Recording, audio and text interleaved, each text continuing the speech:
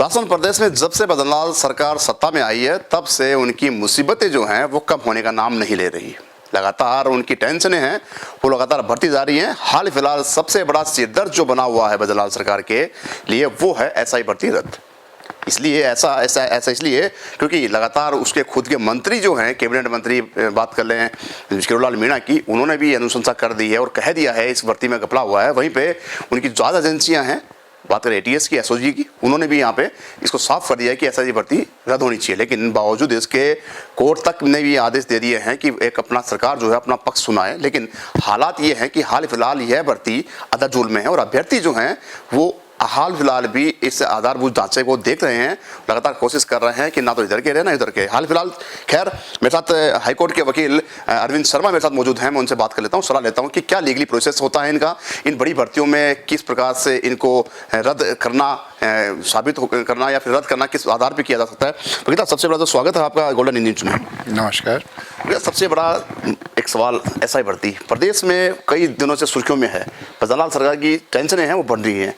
क्या प्रोसेस है ऐसी इन बड़ी भर्तियों को रद्द करने के लिए?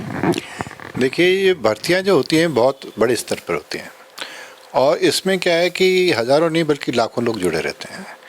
किसी भर्ती को रद्द करना इतना आसान काम नहीं होता, क्योंकि अगर रद्द करते हैं तो एक बार मान लो रद्द करते हैं तो दोबारा प्रोसेस में फिर काफ़ी समय लग जाता है और भयंकर बेरोजगारी फैल रही है। तो बेरोजगारों को, युवाओं के मन पे बड़ा इसका विपरीत प्रभाव पड़ता है। दूसरा पक्ष इसका ये है कि जो भी भर्ती हो वो ऐसी होनी चाहिए कि लोगों में विश्वास हो, कैंडिडेट्स जो भी हैं उनको ये होना चाहिए कि ये सही हुई है। अब आपने जो स्पेसिफिक या विशेष क्वेश्चन उठाया है वो एसआई भर्ती का उठाया है। अब एसआई भर्ती जो हुई है इसमें लगातार लोग पकड़े जा रहे हैं जो डमी कैंडिडेट के रूप में बैठे, ये भी बैठे, और ये प्रूव हो गया है कि इसमें मतलब भारी मात्रा में घपला हुआ है। ऐसा नहीं है कि ये पहली भर्ती है, जो पिछले कार्यकाल में भर्तियां हुई तो उसमें जैसे ज़्यादातर भर्तियों को निरस्त करके दोबारा कराना पड़ा था। तो ये छोटी मोटी बातें, एक सिस्टम डेवलप हो गया है कि कैसे घपला करें, कैसे डमी कैंडिडेट, जितने डमी कैंडिडेट पढ़ते हैं दूसरी भर्ती में दोबारा उतने पकड़े जाते हैं। तो राज्य सरकार का या सबका ये प्रयास रहता है कि निष्पक्ष हो। तो अब ये स्पेसिफिकली एसआई भर्ती की बात हो रही है तो इसमें मतलब हाई कोर्ट में भी केस चल रहा है और जो उच्च न्यायालय है बार बार मतलब जो हमारे माननीय महाधिवक्ता महोदय उनसे पूछा, भाई आप स्टैंड बताइए स्टेट का। अब जैसा कि अखबारों से होता है, कैबिनेट में भी मामला जा चुका है और कैबिनेट ने ये अनुशंसा कर दी कि इस भर्ती को रद्द करना है। तो अगर जो कैबिनेट का डिसीजन होता है वही राज्य सरकार डिसीजन होता है। तो अब लेकिन ये फिर भी भर्ती रद्द नहीं हो रही है, तो इस संबंध में उच्च न्यायालय भी इनसे सवाल कर रहा है। तो अब जो स्टेट का स्टैंड है या राज्य सरकार का स्टैंड है तो वही स्टैंड होगा जो मतलब कैबिनेट ने लिया है। लेकिन सबसे बड़ा सवाल यहाँ पे है कि क्या रूल्स लगते हैं, क्योंकि कोर्ट ने संज्ञान लेते हुए जो सरकार है उसको निर्देश दिए हैं कि अपना पक्ष रखे, लेकिन सरकार जो है बदलाव वो अदर जुल्म में है। सरकार का जो डिसीजन अभी तक तय नहीं हो पाया है। देखो, सरकार का डिसीजन तो अब जैसे कैबिनेट का डिसीजन है वही होता है। अब इसमें जो मतलब फॉर्मल ऑर्डर निकल रहा है ये सरकार का प्रक्रिया है, इस संबंध में तो कोई लीगल टिप्पणी नहीं की जा सकती।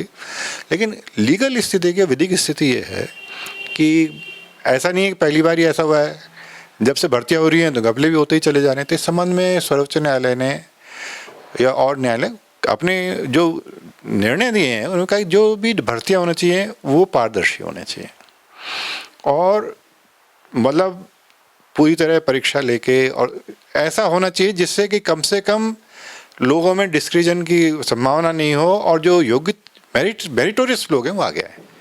लेकिन अगर ये घपले होते हैं, ये होते हैं, तो अब उसके लिए मान लो किसी भर्ती में ये साफ स्पष्ट हो गया कि भारी मात्रा में घपला हुआ है, तो सर्वोच्च न्यायालय ने एक केस में ये कहा है कि सीधे सीधे प्रूव करना जरूरी नहीं है। जब ये साबित हो जाए कि भारी मात्रा में हेराफेरी हुई है तो ट्रांसपेरेंसी को देखते हुए और लोगों के विश्वास को देखते हुए ऐसी भर्ती को रद्द कर दिया जाना चाहिए। साहब, जिस प्रकार से भर्ती रद्द की लगातार मांग की जा रही है, वहीं पे कुछ ऐसे अभ्यर्थी हैं जो इस भर्ती को यथावत रखने की मांग कर रहे हैं। तो इन दोनों पक्षों को देखते हुए क्या लगता है कि कौन सा जो पक्ष है वो सरकार को लेना चाहिए या फिर यह कौन सा जो पक्ष है कोर्ट में दायर करना चाहिए? देखो, ये सामाजिक स्थिति और आपराधिक स्थिति दोनों के समन्वय से देखा जाना चाहिए। देखो, जो दुनिया में दुख हैं या परेशानियां हैं वो क्या है कि बुढ़ापे में आदमी को खाना नहीं मिले, दवाई नहीं मिले, किसी महिला का प्रॉपर भरण पोषण नहीं हो, बच्चे का माल न्यूट्रिशन होता है, भूखे मरते हैं। इन सब का जो मेन समाधान होता है वो एम्प्लॉयमेंट होता है, नौकरी होता है। एक बच्चे की नौकरी लगे तो उसका पूरा परिवार बच जाता है, सबको संभाल। अब बेरोजगारी की स्थिति ऐसी हो रही है कि रोजगार मिलना एक दूसरी ज़िंदगी के बराबर हो गया है। अब क्या होता है कि इसके लिए आदमी जैसे अपने जीवन बचाने के लिए संघर्ष करता है वैसे ही संघर्ष कर रहा है। अब उसके लिए किसी भी स्तर तक, भाई सीधी सी बात है, जो लोग नौकरी में लग गए हैं, जिन लोगों को हो गया है, तो अब वो अपने अस्तित्व के लिए लड़ रहे हैं। अब उसको अब ऐसी स्थिति आ गई है कि जैसे एक संघर्ष की स्थिति आ गई है। अब फिर भी एक न्याय संगत तो ये है कि जो मेरिटोरियस आदमी है उसके आप हक को दबाकर और एक बेईमान आदमी को या गलत तरीके से आदमी को उसका हक दे दो, ये तो मतलब किसी भी तरह से न्याय संगत नहीं है। अब मेरिटोरियस लोग, संविधान है, लॉ, सब इसीलिए है कि जो योग्य व्यक्ति मतलब पारदर्शी तरीके से और उचित कंपटीशन दे के आए, यही सारा उद्देश्य है, और सामाजिक व्यवस्था, सामाजिक न्याय सबको मिले।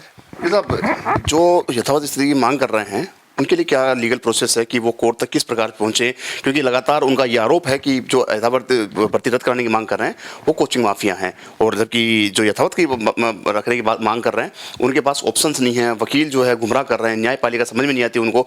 तो क्या लीगल प्रोसेस है, थोड़ा ऑडियंस को बता दीजिए। देखो, ऐसा है कि जब ये एक स्थिति सामने आ गई कि मतलब इस भर्ती के अंदर उच्च स्तर पर और बहुत बड़े पैमाने पर घपला हुआ है, और इस चीज़ को ऐसा नहीं है कि न्यायपालिका भी विचार कर रही है और राज्य सरकार उसको विचार कर चुकी है, उसने पाया बड़े, और उसने निर्णय भी ले लिया, और निर्णय भी लिया है कैबिनेट स्तर पर। तो अब वो जो पक्ष कह रहा है कि इसको यूं क्यों रखा जाना चाहिए, तो या तो वे सिद्ध करे कि भाई जो भर्ती है बड़े पैमाने पर नहीं हुई है। तो अब ये तो एक तथ्यों का विषय है जिसको कि वो अपना पक्ष रखे न्यायालय। लीगल प्रोसेस तो बनता ही है। नहीं, जो भी केस चला है उसमें अपना पक्ष बने, अपने पक्षकार बने, अपनी बात रखें। लेकिन एसओजी और एटीएस जो है, एसओजी और एटीएस जो एजेंसियां हैं, जांच एजेंसियां हैं, वो सरकार की तरफ से गठित की गई थी इस भर्ती को पूरी मॉनिटरिंग करने के लिए, देखने के लिए, व्यू के लिए। उन्होंने भी अनुशंसा कर दी है, बावजूद कोर्ट ने भी निर्देश किया है, बावजूद सरकार अभी कोई पक्ष ले नहीं है। तो अब क्या कोर्ट का अगला कदम हो सकता है? देखो, अभी माननीय न्यायालय क्या करेगी इस संबंध में तो मेरी टिप्पणी कोई संभव नहीं है, लेकिन सब तरफ से जो तथ्य, कानून को देखते हुए नहीं, तथ्य को देखते हुए ये है कि भाई जो एडवोकेट जनरल का अभी तो उन्होंने पक्ष मांगा कि आप क्या कहना चाहते हो, फिर तथ्यों के विचार करके, और जो लोग भर्ती से प्रभावित हो रहे हैं, सेलेक्ट हुए, वो भी अपना पक्ष रखेंगे। तो ये तथ्यात्मक स्थिति आई, उसी हिसाब से न्यायालय अपना निर्णय देगी। भर्ती की रद्द की मांग कर रहे हैं, उनके वो किस प्रकार से आगे कानूनी कार्रवाई करनी चाहिए जो मांग कर रहे हैं? नहीं, मांग कर रहे हैं उनकी तो न्यायालय में याचिका पहले से ही पेंडिंग है, उसमें वो पक्षकार बन सकते हैं, और जो कह रहे हैं यथावत रखें वो भी पक्षकार रख दे। दोनों पक्ष का सुन करके माननीय न्यायालय अपना उचित निर्णय देगा। तो लगता है, अब अंतिम सवाल आपसे लगता है कि अब ये भर्ती रद्द होगी या नहीं होगी कानून के प्रोसेस के हिसाब से, जिस प्रकार से बातें चल रही है, जिस प्रकार से कोर्ट में मुकदमा याचिका दायर की जा रही है, जिस प्रकार से सरकार और कैबिनेट की बैठक को लेकर जो हवा बनी हुई प्रदेश में? देखिए, जो राज्य सरकार स्तर से तो कैबिनेट स्तर पर निर्णय हो चुका है। अब माननीय न्यायालय क्या अपना विवेकाधिकार का प्रयोग करते हैं, इस संबंध में कोई टिप्पणी देना उचित नहीं लगता। तो ये थे हमारे साथ अरविंद शर्मा, जो हाईकोर्ट में एक वकील, जाने माने वकील हैं, जिन्होंने साफ कर दिया है कि हाईकोर्ट माफ़ कीजिएगा, जो रिट लगी हुई है ऐसा भर्ती की मांग को लेकर जो लगातार धरने प्रदर्शन किया जा रहा है, उनको लेकर कोर्ट में संज्ञान ले चुके हैं, और कोर्ट में आदेश भी दिए, निर्देश भी दे दिए हैं कि सरकार अपना पक्ष रखे, लेकिन सरकार, बदनलाल सरकार अपना पक्ष रखने में समर्थ नहीं है। ऐसे में वकील का साफ साफ कहना है कि अब दोनों पक्ष बात करें यथावत रखने वालों की और बात करें रद्द करने वालों की, दोनों पक्ष अपना अपना मौजूदा पक्ष रखें, जिसके आधार पर आगे सुनवाई में उनको काम आएगा, और कोई जो यथास्थिति या रद्द की मांग है वो कहीं ना कहीं पूरी हो सकेगी। सहयोगी कैमरा पर्सन राकेश वर्मा के साथ संदीप अरोड़ा, गोल्डन न्यूज़, जयपुर।